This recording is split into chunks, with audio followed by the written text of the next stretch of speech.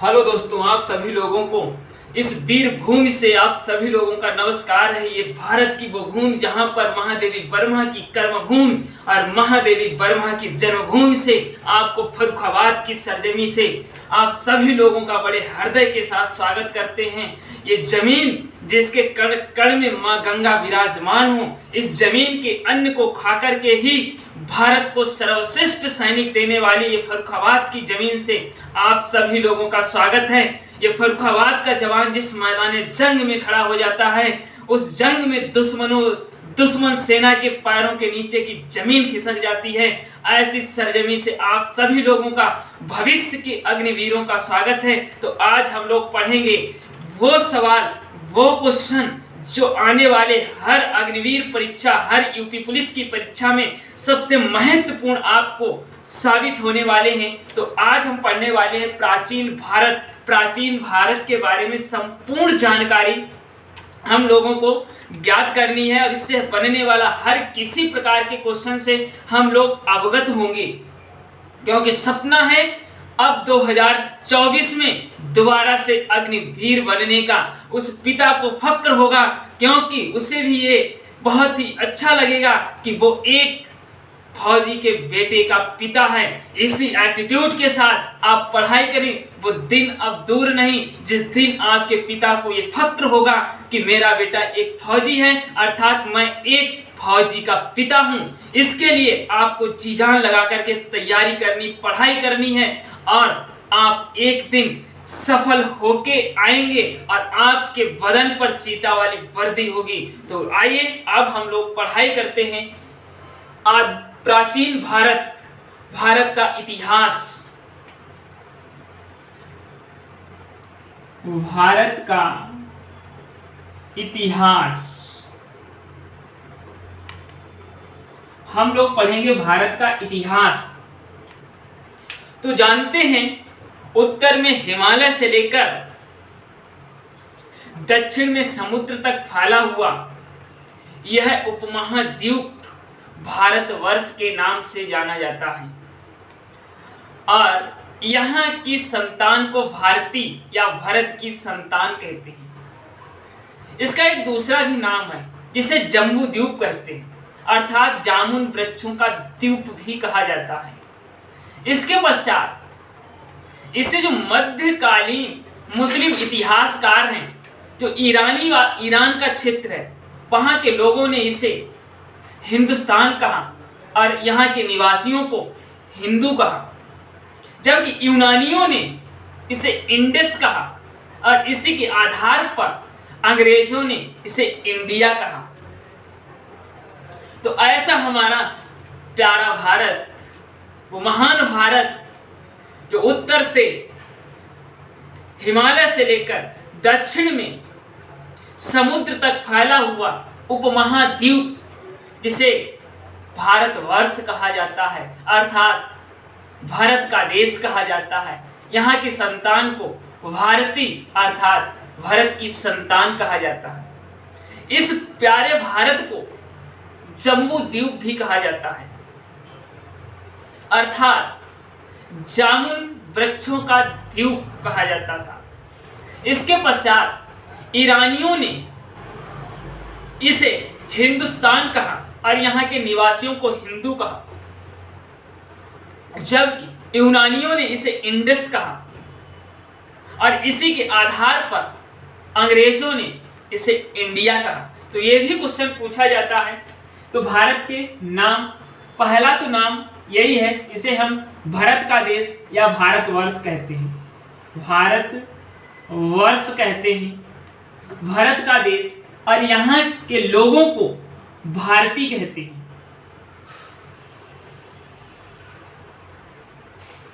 यहाँ के लोगों को भारतीय कहते हैं, अर्थात भारत की संतान कहते हैं। हमारे भारत का दूसरा भी नाम था जम्बू द्वीप, जम्बू द्वीप, जिसे जामुन वृक्षों के द्वीप के नाम से जाना जाता था। इसके पश्चात मध्यकालीन मुस्लिम इतिहासकार जो मध्य एशिया से बिलोंग करते थे, जो ईरान का क्षेत्र है वहां से, तो कह देंगे ईरानियों ने भारत को क्या कहा? हिंदुस्तान कहा, हिंदुस्तान कहा। और यहां के लोगों को हिंदू कहा। यूनानियों की बात करें, यूनानियों, तो यूनानियों ने इसे इंडे कहा। और इसी भाषा के आधार पर अंग्रेजों ने इंडिया कहा, इंडिया का। तो हमारा प्यारा भारत, जो उत्तर में हिमालय से दक्षिण में समुद्र तक फैला हुआ है, जिसके बहुत सारे नाम हैं, इसे भारतवर्ष और लोगों को भारतीय या भारत की संतान कहा जाता है। इसे जम्बू द्वीप भी कहा जाता था, अर्थात जामुन वृक्षों का द्वीप। मध्य एशिया के लोग, जो ईरान का क्षेत्र आता, वहां के लोग इसे हिंदुस्तान कहते थे और यहाँ के निवासियों को हिंदू कहा करते थे। यूनानियों ने इसी को इंडे कहा और इसी के आधार पर अंग्रेजों ने इसे इंडिया कहा। ऐसा वो भारत जिसके अनेक नाम हैं, अनेकताओं में एकताओं को समेटने वाला दुनिया का अगर एकमात्र कोई राष्ट्र है तो वो मेरा प्यारा और महान भारत हिंदुस्तान है। इसके पश्चात इतिहास के जनक कौन है, ये पूछे जाने वाला क्वेश्चन है। इतिहास के पिता हेरोडोटस,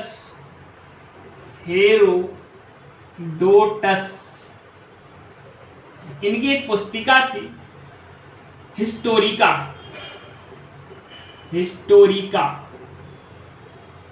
इनकी पुस्तक का नाम है। तो इतिहास के पिता हेरोडोटस हैं और इनकी पुस्तिका है हिस्टोरिका, ये इनकी पुस्तक है। इसके पश्चात भारतीय इतिहास को अध्ययन की सुविधा है 3 भागों में बांटा। भारतीय इतिहास को अध्ययन की सुविधा के तौर से देखा जाए, की दृष्टि से देखा जाए, तो इसे 3 भागों में बांटा। पहला, भारतीय इतिहास को अध्ययन की सुविधा से 3 भागों में विभाजित किया।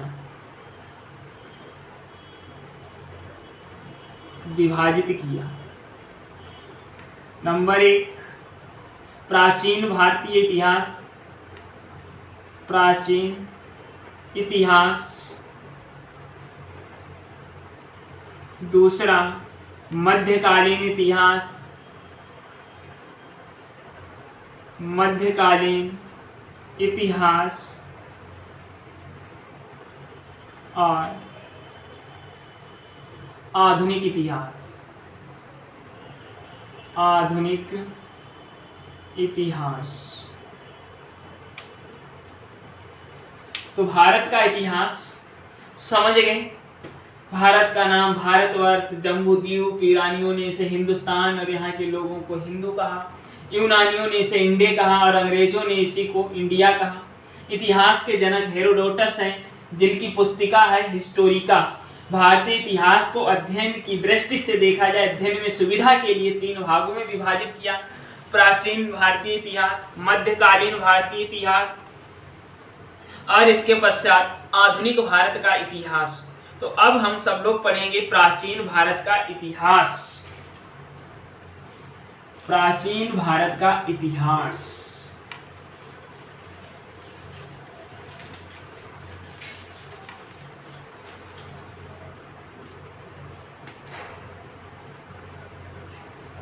प्राचीन इतिहास।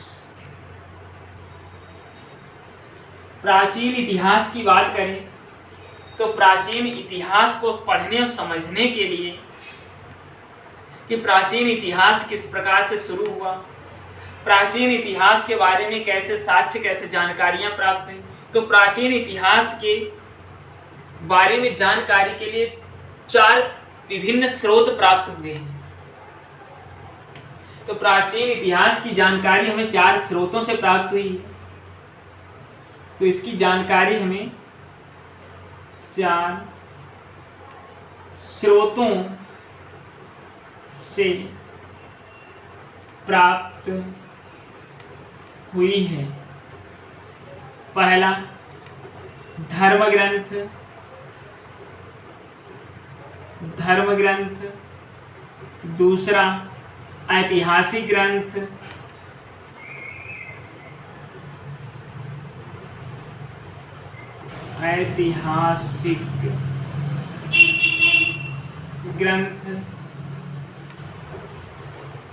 तीसरा विदेशियों का विवरण, विदेशियों के आगमन का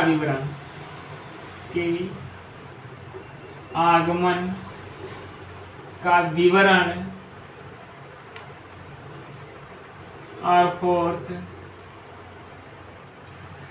पुरातत्व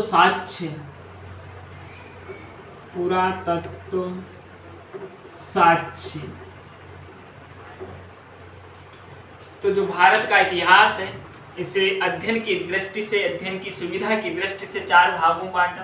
प्राचीन इतिहास, मध्यकालीन इतिहास और आधुनिक इतिहास। अब हम प्राचीन भारत की बात करते हैं तो प्राचीन भारतीय इतिहास की जानकारी हमें प्रमुख 4 स्रोतों से प्राप्त होती है। धर्म ग्रंथ, उसके पश्चात ऐतिहासिक ग्रंथ, उसके पश्चात विदेशियों के आगमन के विवरण से भी, और 4th में है पुरातत्व साक्ष्यों से भी मिल जाती है। तो धर्म ग्रंथ की बात करें तो धर्म ग्रंथों की यदि बात करें तो भारत का सबसे प्राचीन धर्म ग्रंथ वेद है। भारत का सबसे प्राचीन धर्म ग्रंथ वेद है और वेद 4 हैं। ये क्वेश्चन बनता है, भारत का सबसे बड़ा धर्म ग्रंथ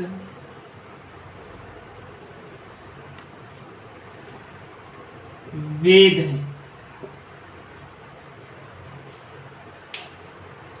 भारत का सबसे बड़ा और सबसे प्राचीन अगर धर्म ग्रंथ है तो वेद है।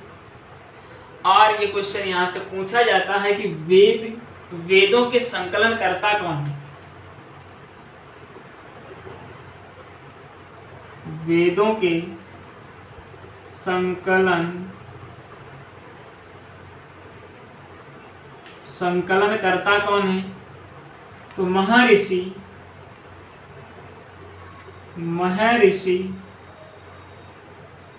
कृष्ण द्वैपायन वेद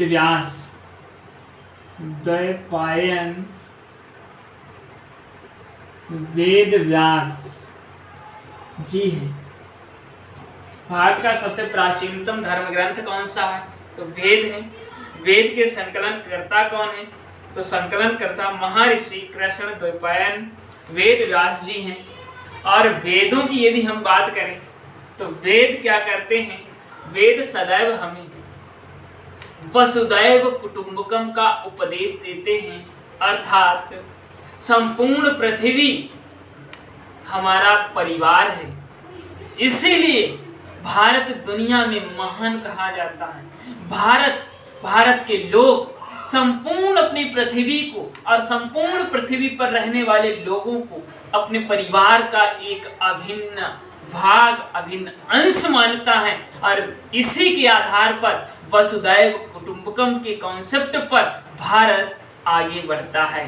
भारत संपूर्ण दुनिया को अपना एक परिवार समझता है। भारत पूरी दुनिया में शांति और चमन की बात करता है। भारत आतंकवाद का कट्टर विरोधी है, इसीलिए पूरी दुनिया फक्र से हिंदुस्तान को महान कहता। और हमारा ये प्रिय भारत, हमारा ये प्यारा भारत सच में दुनिया में सबसे महान भारत है, क्योंकि हमारे यहाँ वेदों का संकलन किया जाता है और वेद हमें उपदेश देते हैं वसुदैव कुटुंबकम का, अर्थात संपूर्ण पृथ्वी हमारा परिवार है। तो वेद हमें उपदेश देते हैं, वेद हमें उपदेश क्या देते हैं? वसुदैव कुटुंबकम का, वसुधैव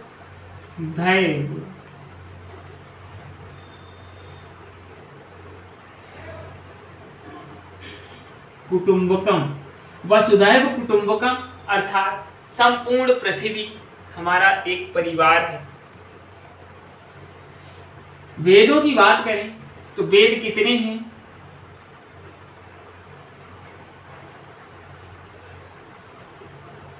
तो वेद 4 हैं। 4 कौन कौन से हैं? पहला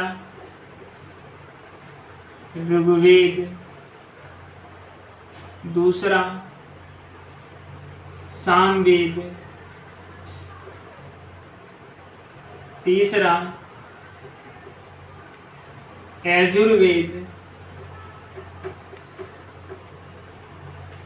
यजुर्वेद, और चौथा अथर्ववेद।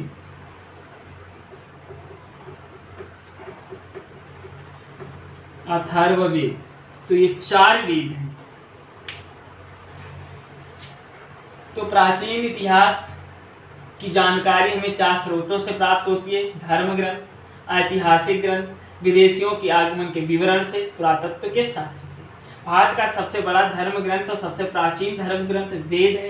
वेद के संकलनकर्ता कौन है? तो महर्षि कृष्ण द्वैपायन वेद व्यास जी हैं। वेद हमें वसुधैव कुटुंबकम का उपदेश देते हैं। वेद 4 होते हैं: ऋग्वेद, सामवेद, यजुर्वेद, अथर्ववेद। तो ये 4 वेद। बड़े मस्तिष्क से ध्यान से पढ़ते रहना हर एक चीज को, क्योंकि इस समय अग्निवीर के लिए आपकी अग्नि परीक्षा की जा रही है। आप इस समय अग्नि परीक्षा दे रहे हैं, और जो इस अग्नि परीक्षा में सफल होगा उसी के बदन पर चीता वाली वर्दी होगी। उसके पिता को फक्र होगा, वो एक फौजी के बेटे के पिता हैं, गर्व होगा। तो इसीलिए ये धैर्य से पढ़ाई की जाएगी, और धैर्य से पढ़ोगे, इस अग्नि परीक्षा में जब तप लोगे तो आप एक सफल व्यक्ति बनेंगे।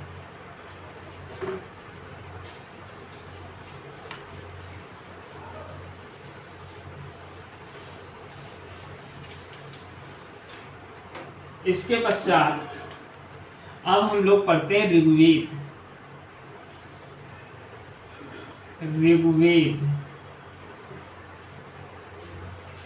अगर ऋग्वेद की बात की जाए तो सभी लोग जानते हैं ऋग्वेद में सबसे प्राचीन वेद है। सबसे पहले तो ऋग्वेद सबसे प्राचीन वेद है, प्राचीन वेद है। पूछ दिया जाता है सबसे प्राचीन वेद कौन सा है, तो प्राचीन वेद ऋग्वेद है। इसके पश्चात इसमें 10 मंडल हैं, 1028 सूक्तियां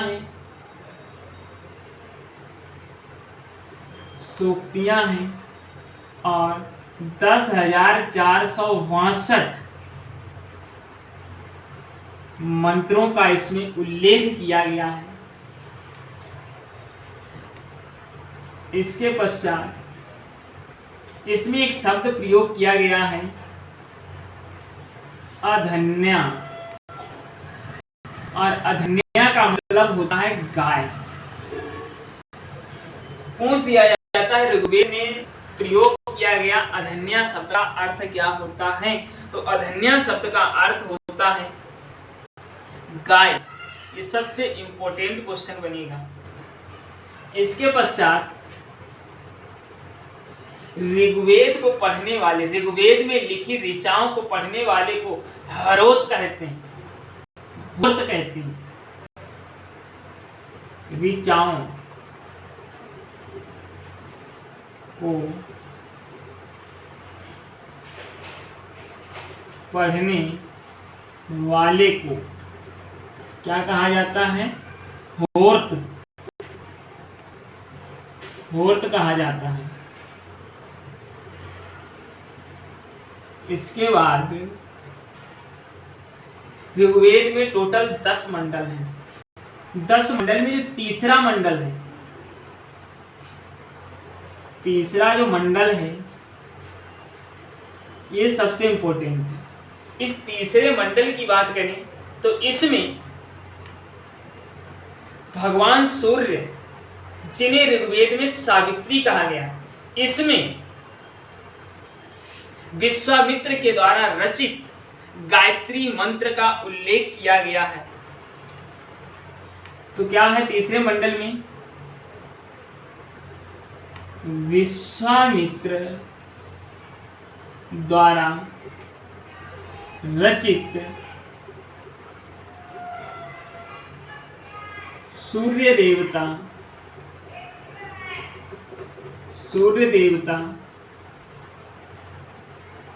सावित्री को गायत्री मंत्र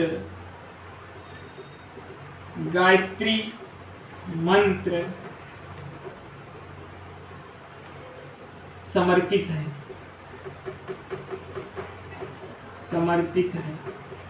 पूछ दिया जाता है कि तीसरे मंडल में क्या है? तो तीसरे मंडल में विश्वामित्र के द्वारा रचित भगवान सूर्य देवता, अर्थात इन्हें सावित्री भी कहते हैं, इनके लिए, सूर्य भगवान के लिए गायत्री मंत्र का उल्लेख किया गया है। तो समझ गए दोस्तों? तो तीसरे मंडल में विश्वामित्र के द्वारा रचित भगवान सूर्यदेव, जिन्हें सावित्री कहते हैं, इनके लिए गायत्री मंत्र का उल्लेख किया गया है। इसके पश्चात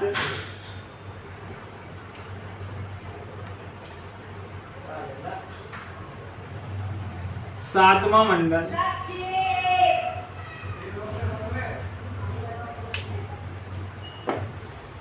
सातवें यदि मंडल की बात करें तो सातवें मंडल में देवता सोम का उल्लेख किया गया है। सॉरी बेटा, 9वें मंडल में किया गया है। 9वें मंडल में देवता सोम का उल्लेख है। इसके पश्चात 10वें मंडल की बात करें तो इसमें 4 वर्णों का उल्लेख किया गया है। 4 वर्णों का उल्लेख है, जिसे पुरुषोक्त कहते हैं। पुरुषोक्त कहते हैं।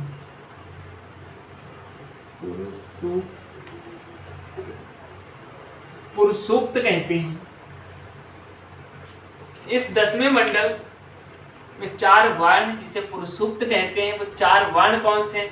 तो ब्राह्मण, क्षत्रिय, वैश्य और शूद्र, ये 4 वर्ण हैं, जिनका उद्भव जो है ब्रह्मा की मुख से, भुजाओं से, जंघा से और पैरों से इनका विकास हुआ है।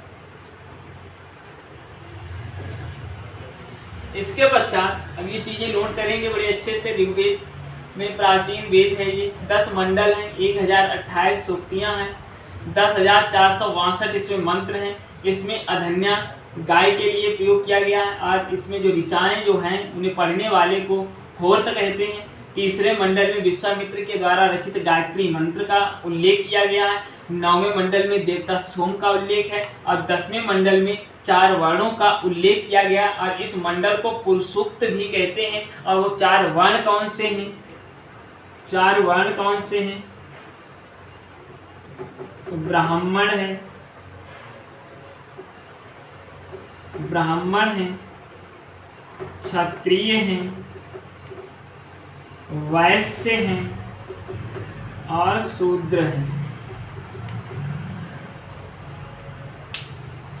तो ये 4 वर्ण हैं जिसे पुरुषोक्त कहें। इसके पश्चात हम लोग आगे बढ़ते हैं।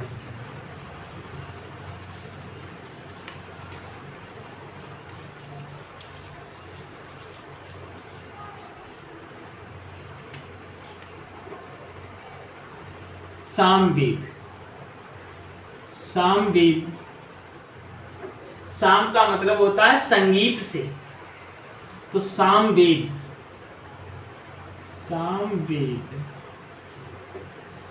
का मतलब संगीत से होता है। साम का मतलब संगीत से होता है। तो पूछ दिया जाता है भारतीय संगीत का जनक किस वेद को कहा जाता है? तो सामवेद को कहा जाता है। यही सबसे महत्वपूर्ण क्वेश्चन बनता है। भारतीय संगीत का जनक किस वेद को कहा जाता है? तो सामवेद को कहा जाता है। इसके पश्चात यजुर्वेद की बात करें तो यजुर्वेद जो है गद्य और पद्य दोनों में लिखा गया है। गद्य तथा पद्य दोनों में लिखा गया है। दोनों में लिखा गया है। पूछे जाने वाला क्वेश्चन है कि कौन सा वेद गद्य और पद्य दोनों में लिखा गया है? तो यजुर्वेद है, वो गद्य और पद्य दोनों में लिखा गया है। उसके पश्चात अथर्ववेद। अथर्ववेद ये सबसे नया वेद है, सबसे आधुनिक है, सबसे बाद का है। सबसे प्राचीन ऋग्वेद और सबसे बाद का, ये सबसे बाद का है, सबसे बाद का वेद है। इसमें देखा जाए तो लगभग 731 मंत्रों का उल्लेख किया गया है। इसमें मंत्र कितने हैं? 731 मंत्र हैं। इसके पश्चात लगभग 6000 पद्य हैं। इसमें जादू टोना,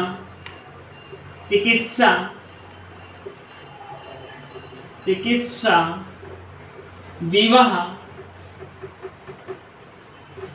प्रेम आदि का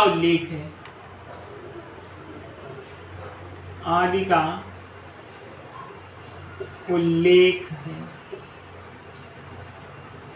तो दोस्तों समझ में आया कि भारत का इतिहास क्या है।